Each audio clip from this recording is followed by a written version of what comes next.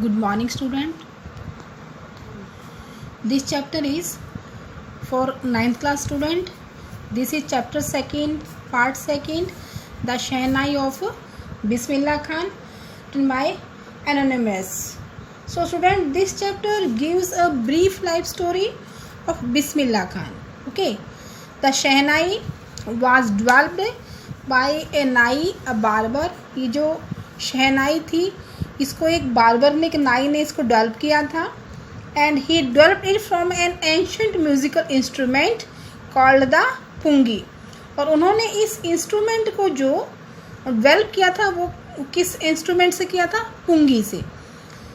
So the barber played it for the first time in शाहज court.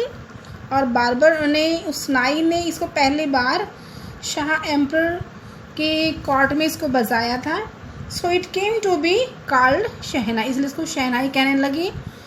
So the most famous player of this instrument was Ustad Bismillah Khan. और इस instrument को जो बजाने वाले सबसे मोस्ट प्लेयर कौन थे? ये थे बिस्मिल्लाह खान थे. And he was born on 21 March 1916. And even as a little boy he won many prizes in music. उन्होंने म्यूज़िक बहुत सारे इनाम जीते थे. So as a shehnai player he won many national and international awards. और शहनाई के रूप में उनको बहुत सारे नेशनल और इंटरनेशनल उनको जो थे अवार्ड्स मिले थे. So he was awarded Bharat Ratna also. तो Ustad Bismillah Khan travelled all over the world. And whenever he could never forget Varanasi and Holy Ganga. So music was always more important to him than money. उनके लिए पैसे की बजाय वो music को importance देते थे. And that's why he was never drawn into films. So that's why he was never drawn into films. इसलिए उन्होंने उनका कभी भी फिल्मों की तरफ कोई भी उनका अट्रैक्शन नहीं रहा था. So he felt that music could bridge the gap between different communities. उनका मानता कि अलग अलग जो समुदाय हमारे होते हैं उनके बीच जो ये म्यूज़िक है ये एक ब्रिज का काम करता है, पुल का काम करता है, दोनों को जोड़ने का काम करता है. तो this chapter tells how the Shehnai was developed. And he also focused Pungi, a musical instrument. And Bismillah Khan was successful in the world of cinema also, but he did not take interest in music, in films. Okay, so let us start this chapter. Is Emperor Aurangzeb banned the playing of a musical instrument called pungi in the royal residence for it had a shrill unpleasant sound. Ban का meaning क्या होता है? Prohibited, not allowed.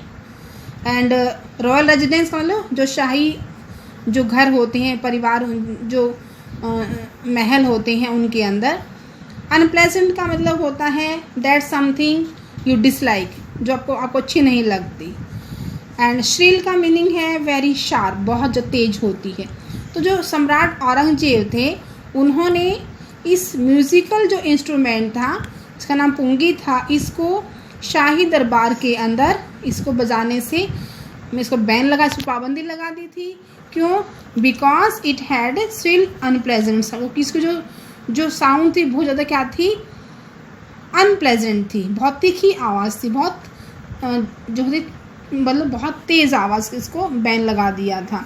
पुंगी became the generic name for reeded noise maker. ये reeded क्या होता है?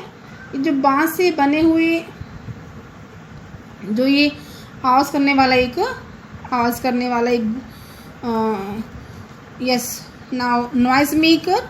Generic क्या होता है? A name that is given to a class और ए ग्रुप वॉल, जो एक पूरे ग्रुप या वर्ग को नाम मिलता है. तो जो पुंगी थी ये पुंगी किसकी बनी हुई थी?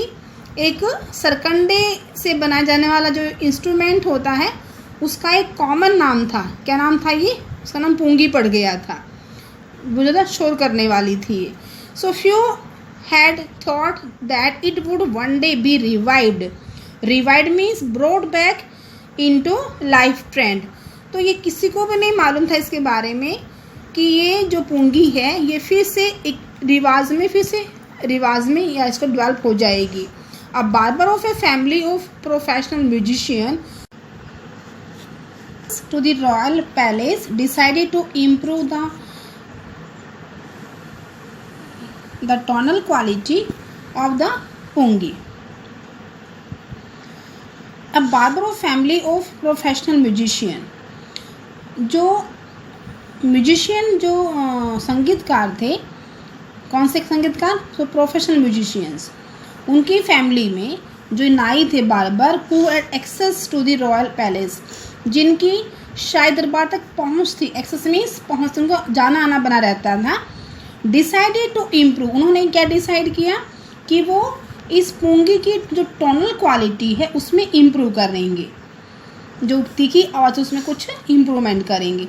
ही chose a pipe with a natural hollow stem that was longer and broader than the pungi and made 7 holes on the body of the pipe. उन्होंने क्या चूज़ किया? उन्होंने एक नेचुरल होलो स्टेम लिया, यानी कि वो तना जो अंदर से बिल्कुल एम्प्टी तक खाली था, ऐसी पाइप उन्होंने ली. और दैट वाज लार्जर, जो कि लॉन्गर, जो कि पुंगी के कंपैरिजन में लंबी भी थी और चौड़ी भी थी. And made 7 holes on the body of the pipe, उन्होंने इस पाइप के ऊपर 7 होल्स बनाए, 7 छेद किए. When he played on it, closing and opening some of these holes, soft and melodious sound were produced. लेकिन जब उन्होंने इसको, इन होल्स को कभी बंद किया कभी खोला, यानी क्लोजिंग और ओपनिंग करते हुए जो उन्होंने एक सॉफ्ट, जब उन्होंने इसको बजाया तो एक बहुत ही सॉफ्ट और मेलोडियस, बहुत ही सुरीली जो साउंड होती वो प्रोड्यूस हुई, इसमें से निकली. He played the instrument before royalty and everyone was impressed. उन्होंने इस इंस्ट्रूमेंट को किसके सामने? उन्होंने इसको शाही परिवार के सामने इसको बजाया था, तो और हर एक इससे इम्प्रेस्ड हो गया था. So the instrument so different from the pungi had to be given a new name. इसलिए क्योंकि ये इंस्ट्रूमेंट था, ये पुंगी से बिल्कुल डिफरेंट था, इसलिए इसको एक नया नाम देना पड़ा था. तो as a story goes, since it was first played in the Shah chamber, क्योंकि जैसे कहानी में बताया जाता है कि इसको सबसे पहले कहाँ बजाया गया था? इसको शाह के कोर्ट में इसको बजाया गया था. एंड वाज प्लेड बाय ए नाई, इसको एक नाई ने बजाया था. बस शाह नाई कौन था? ये द बार्बर नाई. तो the instrument was named the shehnai, क्योंकि ये पहली बार शाह के दरबार में बजी थी और नाई ने इसको बजाया था, इसलिए इस इंस्ट्रूमेंट का नाम क्या पड़ गया था? शहनाई. इसको लोग कहने लगे थे. तो student, till here you will read this chapter, find out difficult words and learn them. Thank you.